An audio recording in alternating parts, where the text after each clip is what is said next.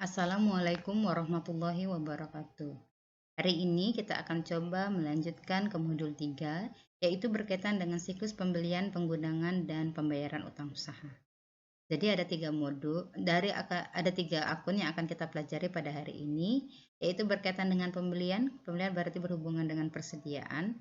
Kemudian kalau persediaan berarti adanya pada gudang. Kemudian adanya pembelian yang dilakukan secara kredit, yaitu harus ada utang usaha yang terkonfirmasi. Yang pertama yang harus kalian pelajari yaitu terkait dengan buku 1.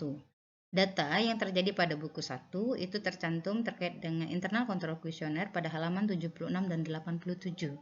Kemudian ada prosedur audit pada halaman 48.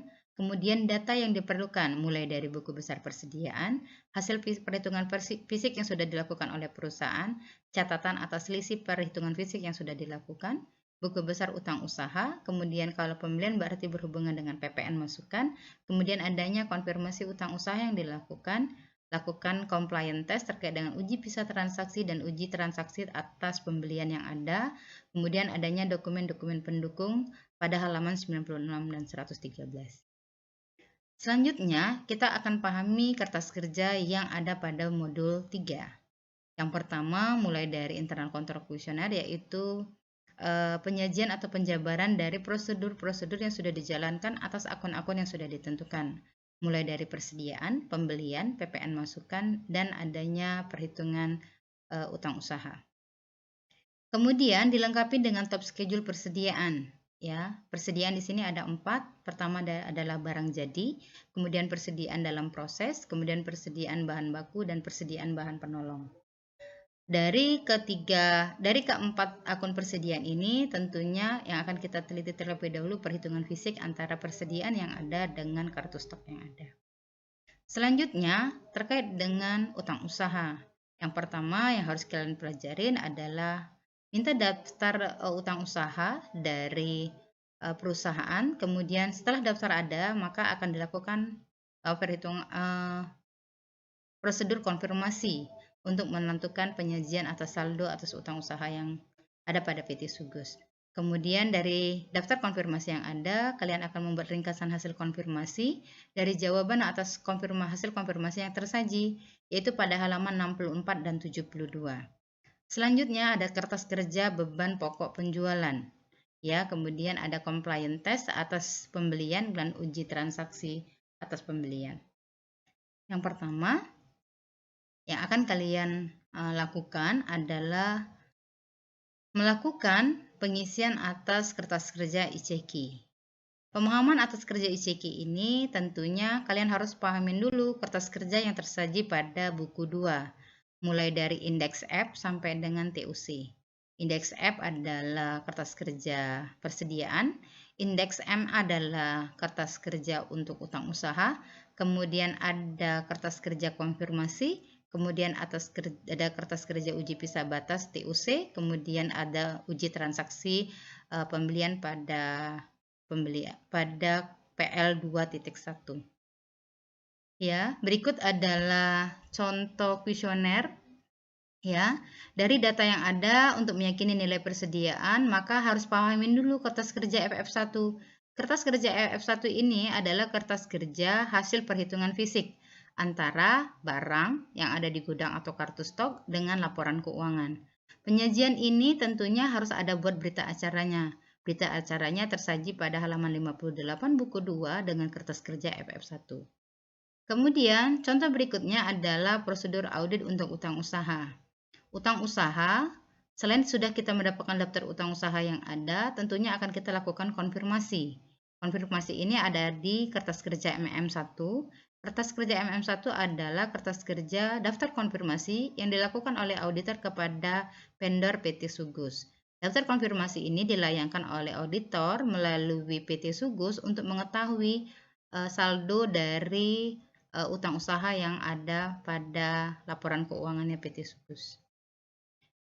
Apabila ini sudah tersaji dan meyakini dan resiko pengendaliannya lemah, maka kita akan lanjutkan ke akun persediaan. Pada akun persediaan, tentunya pahamin dulu prosedur audit yang ada. Yang pertama, harus minta dulu buku besar persediaan.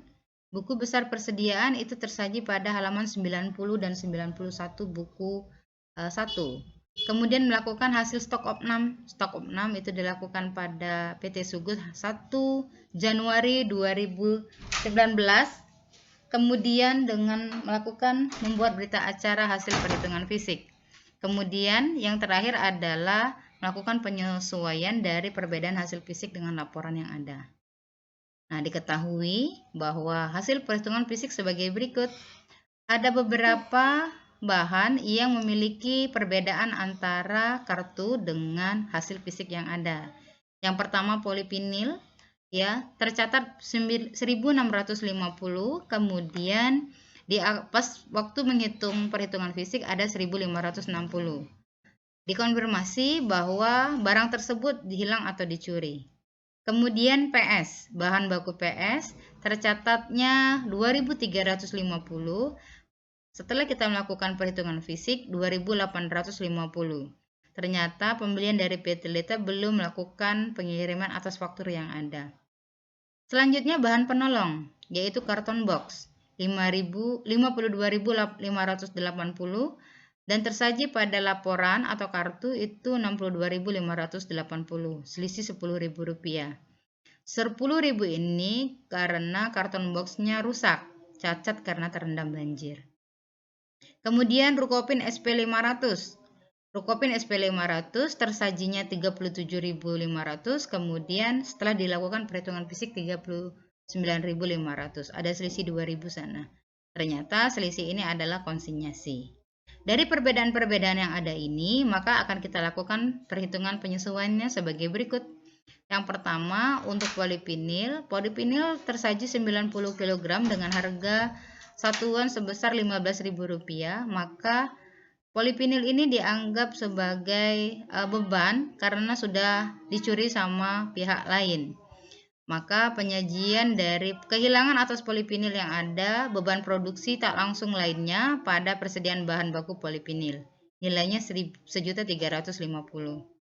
Yang kedua, itu tidak di jurnal. Kenapa tidak di jurnal? Karena PT Delta itu belum melakukan pengiriman faktur.